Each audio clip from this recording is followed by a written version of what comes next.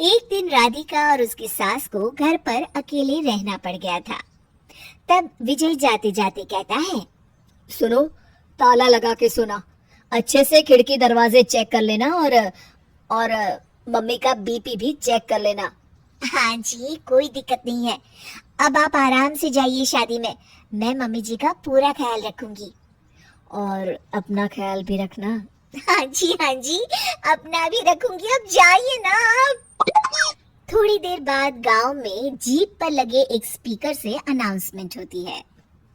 Jeep वाला आदमी कहता है, सुनिए सुनिए, गांव में चोरी होने की वारदातें काफी बढ़ गई है, इसलिए सावधानी बरतें। अपनी खिड़की दरवाजे सही से बंद कर ले। अरे राधिका, सुना तुमने? मुझे तो बड़ी घबराहट हो रही है। नहीं मम्मी जी, आप घबराइए मत, मैं हूं ना। मैंने सारे खिड़की दरवाजे बंद कर दिए हैं, और कुछ भी होता है तो पुलिस का नंबर तो है ही मेरे पास। अच्छा, मेरी तो सांसें तेज चल रही है बेटा। एक तो ये विजय भी घर पर नहीं है। मम्मी जी, वो भी जल्दी आ जाएंगी, मेरी अभी फोन पर बात हुई थी। आप बस रिलैक्स रहिए। उधर दूसरी तरफ दो चोर रात में गांव में चोरी करने का प्लान बनाते हैं।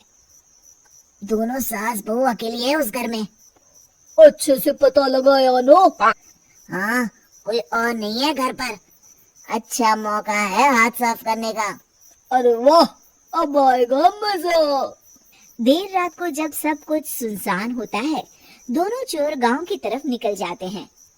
अरे कौन सा घर है? वो कोने वाला, तुम बस मेरा पीछा करो। ठीक है ठीक है। दोनों दबे पांव बचते बचाते राधिका के घर के बाहर तक पहुंच जाते हैं। ये सास बहू बड़ी चालाक है। कितना कस के सब बंद किया हुआ है, एक भी खिड़की नहीं खुल रही। चोर खिड़की खोल ही रहा होता है कि तभी बिजली जोर से कड़कती है और चोर डर जाता है।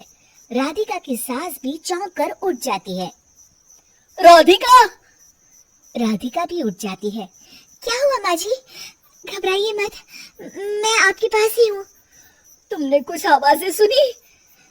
माँ जी, बस बिजली कड़की है, अब बेवजह परेशान हो रही है। मैं आपके लिए पानी लेकर आती हूँ। ठीक है बेटा। राधिका जैसे ही पानी लेने के लिए उठती है, उसे खिड़की से चोर की परछाई दिखती है। ये देखते राधिका थोड़ा घबरा जाती है। वो अपनी सास को इशारा करती है। उसकी सास भी चोर को देखकर डर जाती है। शांत हो जाइए मम्मी जी। अरे मगर कैसे बेटा? हे भगवान, विजय को फोन लगा बेटा। माँ जी, इस वक्त अचानक वो पहुँच भी नहीं पाएंगे। मैं कुछ करती हूँ, आप बस शांत रहिए। उधर चोर अपने काम में लगा हुआ है। वो सब सामान देख रहा होता है। तभी उसको आवाज आती है। सुनिए जी, देखिए तो, खिड़की के पास कोई है। मुझे लगता है चोर है। अरे, इसका पति तो घर पर है। नहीं नहीं, वो बाहर गया हुआ है। मैंने उसे खुद बस से जाते हुए देखा था। तो ये बातें किससे कर रही है? राधिका जान बुझकर जोर जोर से बातें करने लगती है। सुनिए जी, जल्दी आइए ना बाहर, मुझे पक्का शक है कि घर में कोई घुस आया है।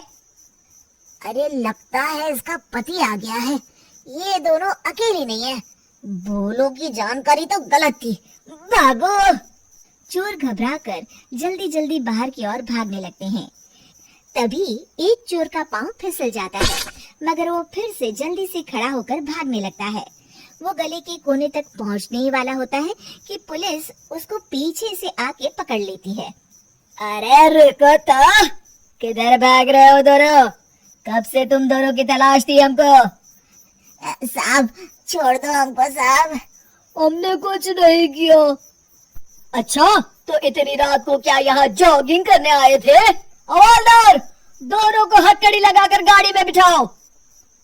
तभी पीछे से राधिका भी आ जाती है। मैम, आपने बड़ी बहादुरी दिखाई। अगर सभी आपके जैसे नीडर नागरिक हो तो कितना अच्छा हो।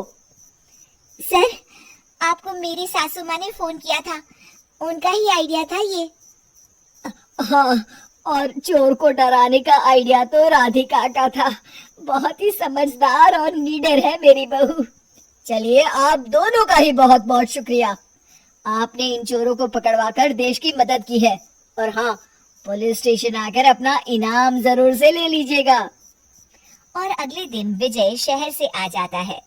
वो अखबार में तस्वीर देखता है जिसमें राधिका और माँ इनाम ले रहे होते हैं। माँ, आपको कोई चोट तो नहीं आई है ना? अरे ना बेटा ना, जब तक राधिका साथ है तकलीफ कैसी। राधिका, तुम ठीक तो हो ना? I am so proud of you Radhika, तुम बहुत ही समझदार हो।